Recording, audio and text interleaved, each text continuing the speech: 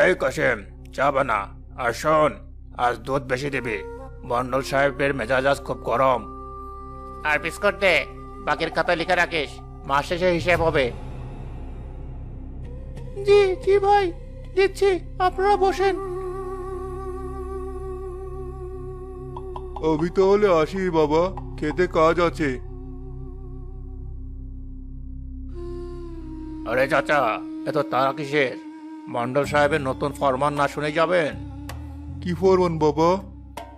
মন্ডল সাহেব হুকুম দিয়েছেন, এখন থেকে যারা এই রাস্তা দিয়ে হেঁটে যাবে তাদের রাস্তার ট্যাক্স দিতে হবে, আর যারা নদীর ঘাটে যাবে তাদের ঘাটের ট্যাক্স দিতে হবে। বলো কি বাবা, বাপ দাদার আমল থেকে এই রাস্তায় চলছি, কোনোদিন তো ট্যাক্স দেইনি। আমরা গরিব মানুষ, এত টাকা পাবো কোথায়? টাকা কই পাবি সেটা তোর ব্যাপার। কিডনি বেচবি না রক্ত বেচবি সেটা আমরা জানি না। টাকা না দিলে পিঠের চামড়া দিয়ে ডুগডুগি বাজাবো, মনে থাকে যেন। কাশেম, চা দে।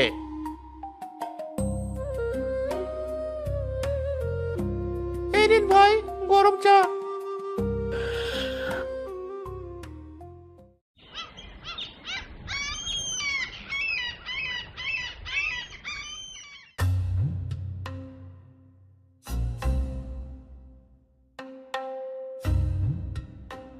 কি খবর তোদের?